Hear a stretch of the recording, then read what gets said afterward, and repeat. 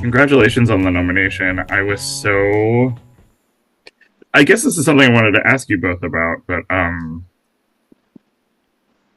we don't get comedies like this in this category, or actually really at all associated with the Oscars. So I was so happy for you two. And I've honestly I've seen the movie I think about 5 or 6 times because I keep showing it to people.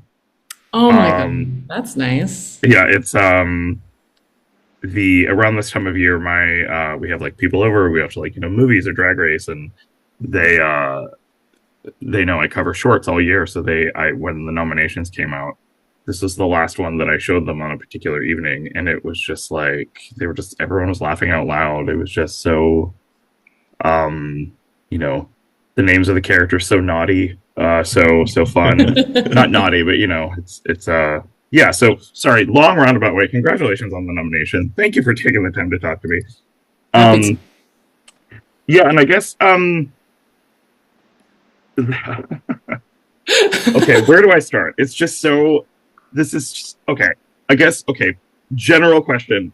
The most difficult aspect of creating a sort of Joe Wright Pride and Prejudice look of the film with these like little jabs of pure delightful comedy. I guess I wanted to know what the most difficult part of it, balancing that is.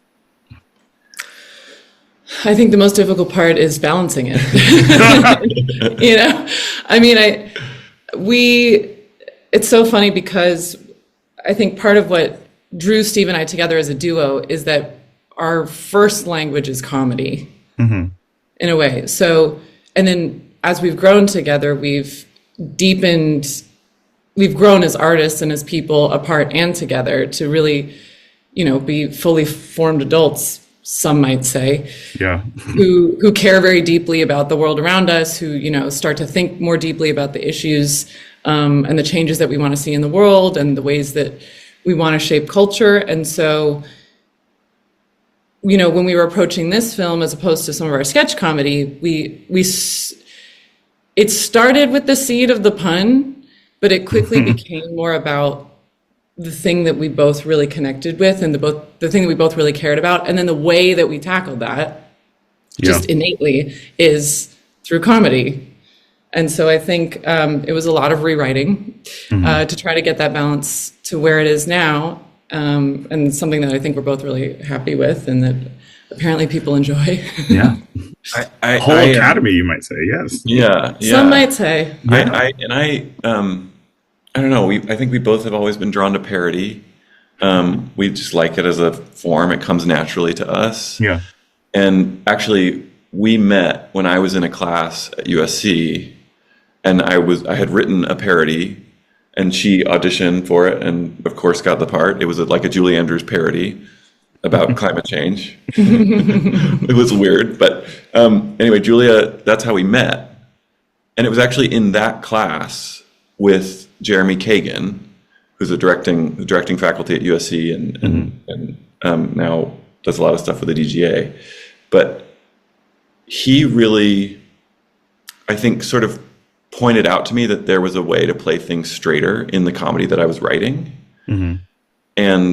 And once we found that in that very first thing that we did together, it was like, oh, this is it. It's this marriage of silly writing with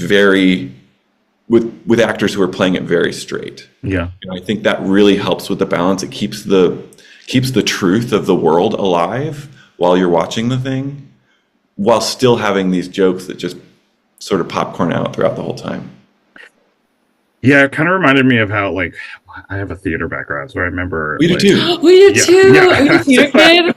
so it's sort of like the I feel like I heard impressionable 18, 19 years old, like when you're talking about comedy or doing like a scene from a comedic script, you're just like never ever play the laugh. And the way that even the characters in this say the other character names and just keep going, like they don't like not like say Mr. Chubley and then just kind of look at the camera. Like Which, by wink, the way, yeah.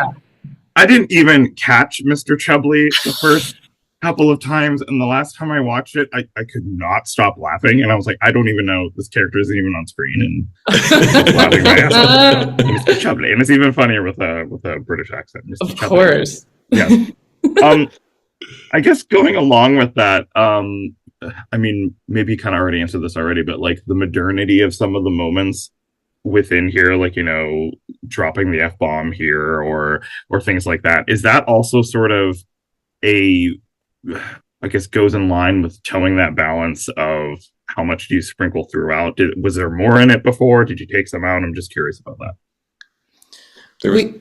There was definitely more in it before. We've definitely had to refine the anachronisms. This was a big conversation when we were writing, actually, that we went and got a lot of feedback about, because it kind of worked both ways, but we wanted to know what people that we loved and trusted really responded to.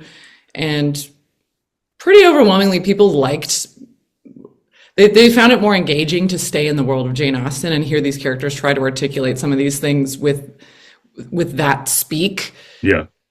But then we also felt like, and I think Julia from really early on had a really, really great point about the anachronisms, which is that, even in today's context with many kinds of conversations, but especially around menstruation, women have together this sort of private dialogue with each other that the men of the world aren't exposed to. And so I think always from the beginning, if there were going to be anachronisms, they were going to live sort of between the sisters in these private moments when they're away from the propriety of the world.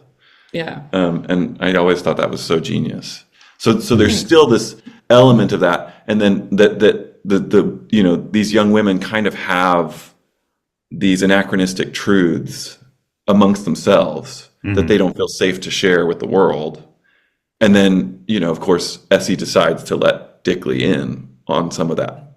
And that's where the anachronism starts to spill out into the rest of the story. I didn't even think about that. Yeah, there's a it does feel like the sisters have this language, or I guess we would call it shorthand, between each other about stuff. And I feel like every time that I've seen it, it's just that obviously I'm living in 2026. I consider myself to be a very learned gay man. My husband is a doctor and all these things. And the first time that I watched it, I was like, yeah, we still have to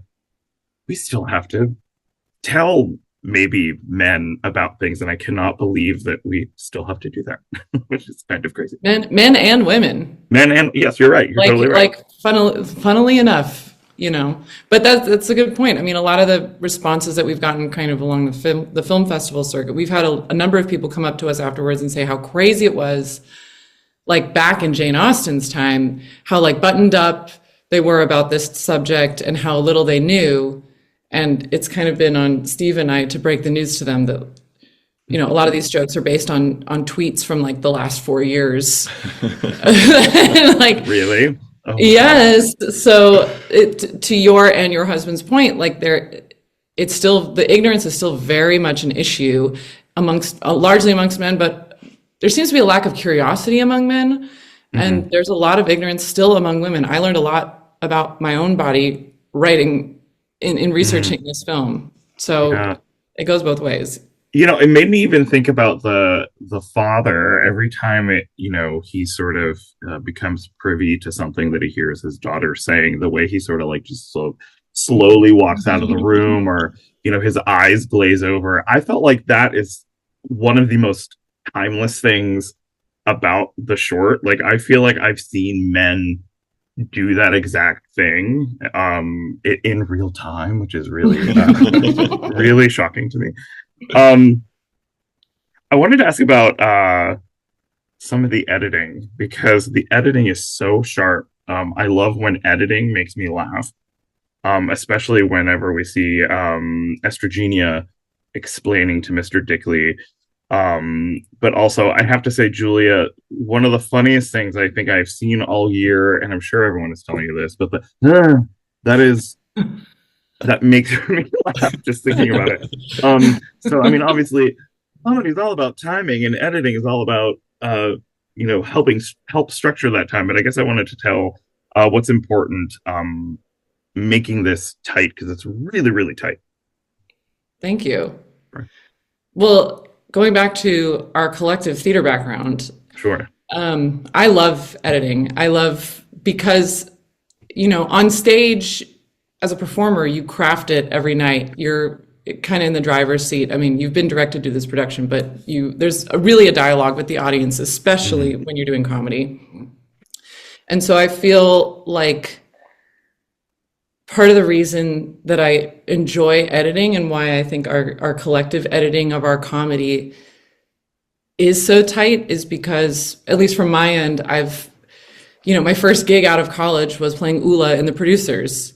And I've also played Inga in Young Frankenstein. And I've did Shakespeare with a company in Los Angeles, where I was more or less mentored by, I think, one of the funniest British men I've ever met. And so when you have weeks to months of runs of shows,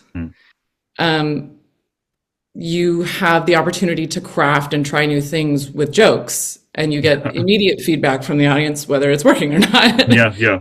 And so I think for me in the editing room, I've just personally had a lot of hours on the stage of trial and error with different timing of different jokes. And it's such a joy to be in the editing room with Steve, because somehow we both seem to have the same comedic rhythm. So when we're editing together, it's oftentimes down to the same frame that we're like, it should go there, and it's really fun when that happens. And I also think we really want it to move. We want it to move along, and we want the audience to have a good time. And so I think we're also just very mindful of the pacing and making sure that things stay tight. Yeah. I will say I think a really good indicator of how well something is paced is you realize, like, you're almost like surprised when it's over. Like, I know the movie's like 13 minutes long, but it honestly feels like it goes by in like 5 or 6. It goes by so quickly. Not to like make a serious moment of the short, since we're talking about comedy, but Julie, I wanted to ask about the moment towards the end when you say it is quite remarkable. I think that really grounds the I don't know, the theme, the intention of everything that's going on here, the very serious issue that we're obviously still talking about. And I guess from a script point to a performance point, I guess, was it difficult to sort of put that in there amidst a lot of funny stuff? Wow, you were the first person to ask us about this. And really? Yeah. And that is really like maybe the landing point in the movie, in terms of Essie's. Because you're not looking at him either when you say it. Like, you're sort of, it's a moment to herself, which I thought was really important. Yeah. Sorry. I did a lot of personal soul searching about what word I felt should go there. Because another conversation we had in writing this, and another conversation I delved into within myself as a person who menstruates, is how do we portray all the complexities that come with menstruation? It's not just like we are still, it is a miraculous, mind-boggling thing that happens in your body. It brings so much pain and annoyance and inconvenience in the modern world, and yet it is the thing that can make women feel the most deeply connected to their own bodies in a miraculous way. But it's not all flowers, and it's not fluffy. It's not, a gift. It oftentimes doesn't feel like a gift from the goddess, if you will. Like, it is fraught with, a lot of negative feelings as well. So what was a word that felt like it encompassed encompassed all of that. Like we can still function in real life, but it is still something that needs attention and tending to. Like we are not totally incapacitated, although there are a lot of women who are, which now thankfully there's a lot more research into things like endometriosis and PMDD and a host of other things. But remarkable was the only word, and it did feel like a moment of discovery that also felt true to me in writing of the script. I'm like, there is some self-discovery and really taking a moment to think about, it's just remarkable. And that was the closest word I could come up with that felt like it encompassed most everything that I felt. And that's just a moment that Julia knew. I don't know at what point you figured you knew that moment was important, but even her performance, I mean, you know, there was nothing to direct, you know, I mean, she just knew what that moment was and what it meant for the character. And it's a beautiful moment. Thank you for pointing it out. Yeah, of course. Remarkable is a good word. I'm glad a lot of people, I don't know, I feel like people, as a descriptor word, I think a lot of people don't use it as much. And I'm sort of like glad that they don't, because when it is used, it is very kind of special. To end on a sort of silly note, since I'm jumping around, silly, serious, silly, serious. This is great, Joey. I'm sort of a dork, and I kind of like wondering what characters kind of think after we leave them. I guess I kind of wanted to ask maybe how you might think this would change her sisters, or maybe the dynamic of the household, even though technically Lavinia ends the short on a lie. She's like, yes, I am dying. But I guess I wanted to know how you think this household might change from this experience, if you've even given any thought to that at all. Well, we've given a lot of thought to that. Okay, good. We've written 120 pages of thought to that. Oh, good. So there exists a feature-length script of the idea that continues the story, and the short stands on its own, which we had intended to. I mean, it certainly, hopefully, doesn't feel like a proof of concept. But the short more or less serves as the prologue to the feature film, and then beyond what the short is, the world kind of explodes. Okay. It's like Essie discovers that it's remarkable, but the whole world around her still doesn't see that.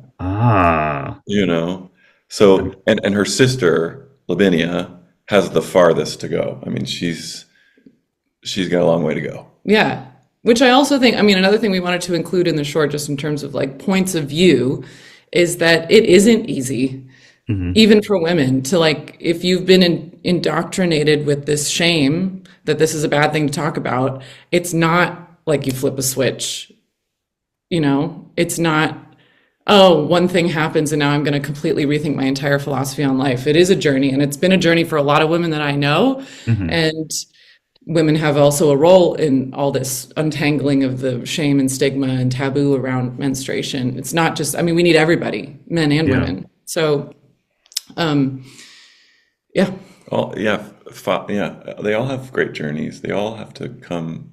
Essie's the first, and then everyone around her has to sort of, they sort of trickle and see if they can change with her or not.